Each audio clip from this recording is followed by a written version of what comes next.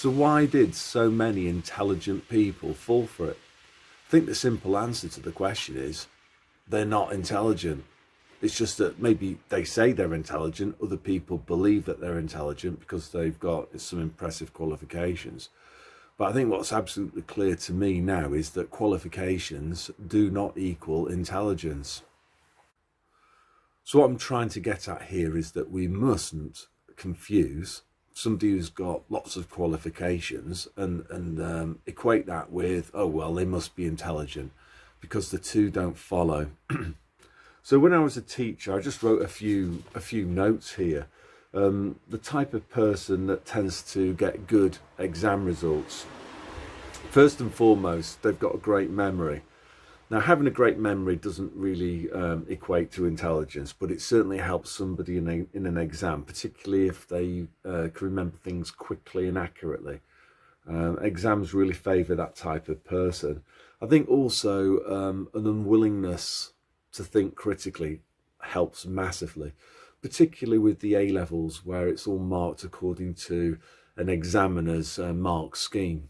So if you've got this capacity to think independently and critically, you might come up with ideas that aren't on the mark scheme. I think another quality is an unwillingness to criticize assumptions. If you do that, you've got a tendency to maybe drift off the question or maybe confuse the person that's trying to mark your paper. I think also compliance is rewarded by the system as well. So the system rewards people who've got no problem regurgitating other people's arguments and presenting them as if they were their own. So, why does all of this matter? Well, I don't think it's an accident that the system has developed like this, because the same system wants people who are obedient and inclined against critical thinking. So, this is where qualifications come in, that if you've got good qualifications, it's normally because you're unwilling to think independently and critically. That's how you've managed to get the good qualifications. So it's a way of sifting people, but not according to intelligence, but according to their willingness to comply with whatever's asked of them. So, it's often said about this is that schools teach students how not to be intelligent. What they do teach them is how to be obedient rule followers, and teaching people that if they do whatever they're told to do without question, they'll benefit from it. It's a bit like Skinner's rats. This psychologist Skinner, he put rat pellets in, and whenever a rat pressed the lever, they released one of the pellets, and so the rats learned to associate pressing the lever with the food pellet. And it's the same with kids. They learn that if they hug the consensus and repeat the narratives, they get the equivalent of the food pellets. And as I say, some of the Oxbridge graduates that I've worked with, some but not all, they've got I've just made a list of some of the characteristics that I saw them. So first one is a willingness to deny reality, a willingness to conform and regurgitate whatever narrative currently happens to be in vogue, an unwillingness to express their own opinions. They tend to be very cowardly and just stick to whatever the consensus is. They tend to be very fearful. So I think all this stuff about cancel culture has caused an awful lot of self-censorship. Not amongst the intelligent, the truly intelligent, but amongst this cohort of people with qualifications. I think the intimidation has worked best amongst that cohort. So what I'm going to do now is just do a few thought experiments with you to kind of prove all of this. So the first thought experiment involves this Jenga pile of blocks. And what I want to do is get you to imagine that this is a tall building.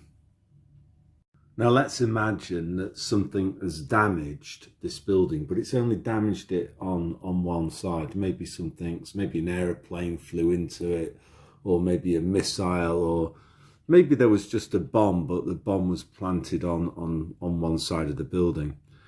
Now, if you ask somebody who's truly intelligent what will happen? Which way will this building collapse? You know, if this, maybe there's a fire inside here, and you know, this side of the building, maybe the steel beams are all getting melted.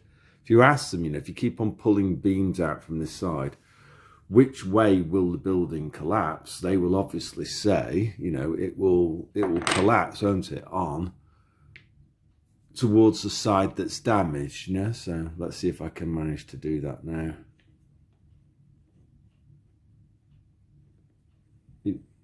Well, I'm doing quite well here, but eventually what's going to happen is that it falls down, but it doesn't fall down straight down on its footprint.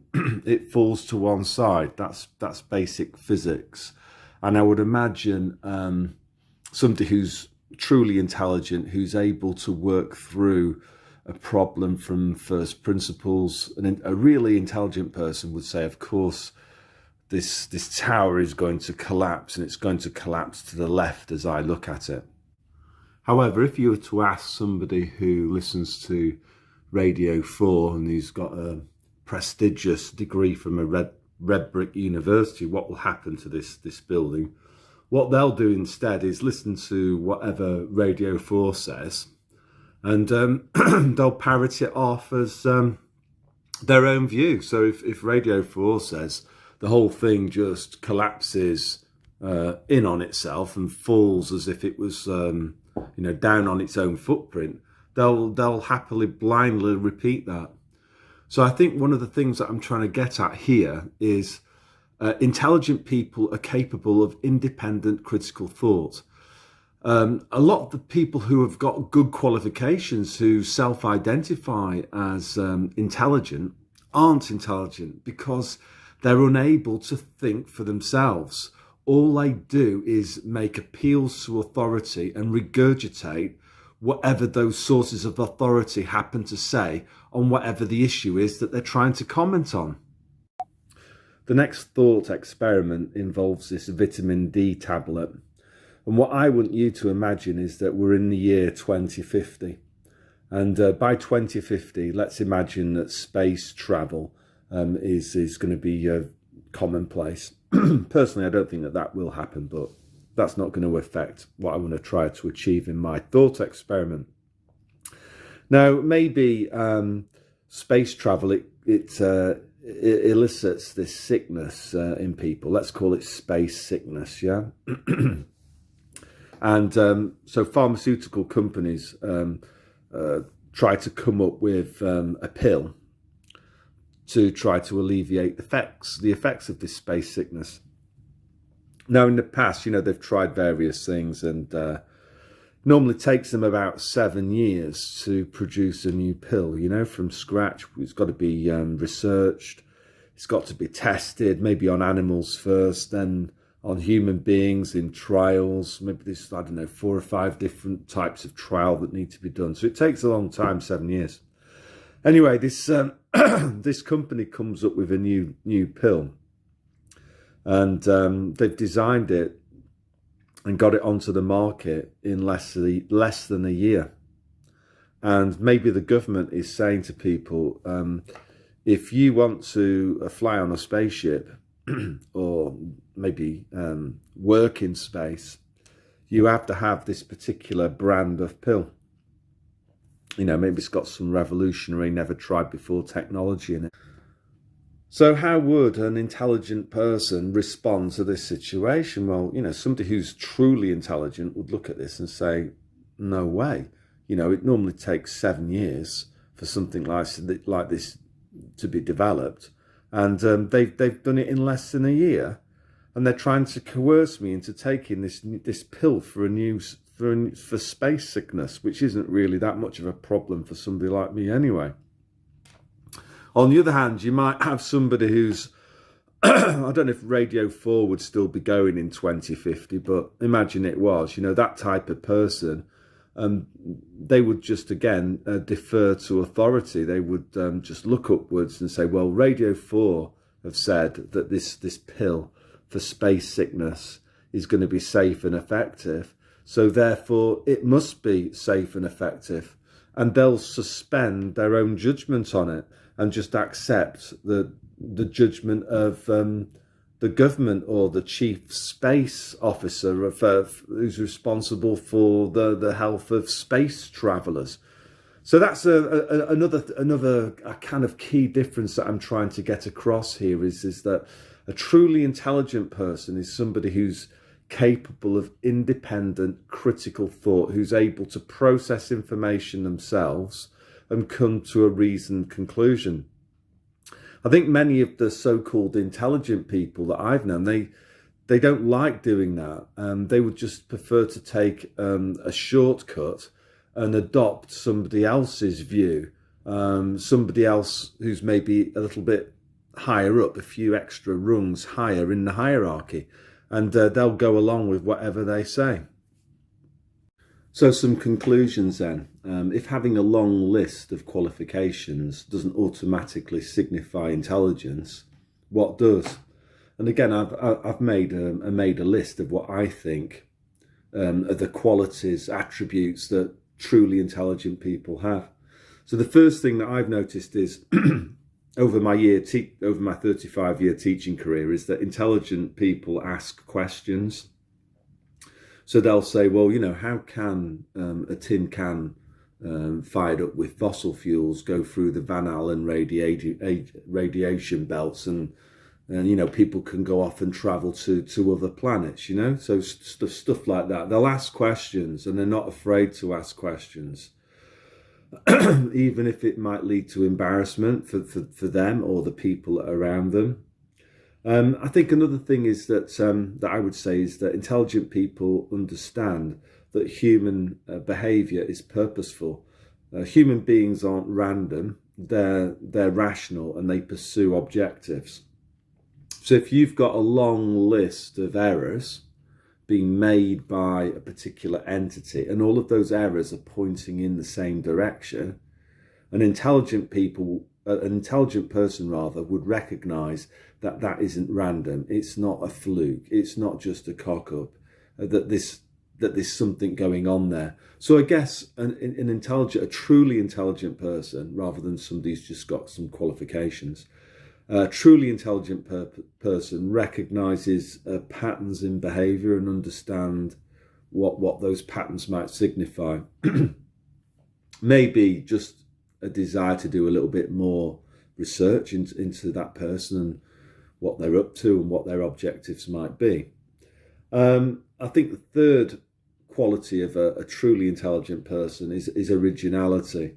So having your own thoughts rather than being a loyal, speedy and accurate repeater of the establishment's narratives. So it's no surprise that most of the people that I know who had it, these people were not particularly intelligent. They had a lot of qualifications in many cases, but not intelligent. So they were prepared to just accept narratives that emanated from somebody further up in the hierarchy, and that was good enough for them. Often, in my experience as a teacher, truly intelligent kids often they don't get on well at school, and there's a long list, isn't there, of people that did fantastic things with their lives who bombed at school, and they bombed at school because they weren't willing to reword material from other people that they knew to be untrue and pass that off as being correct. I think there's an element of integrity there. They just weren't prepared to do that.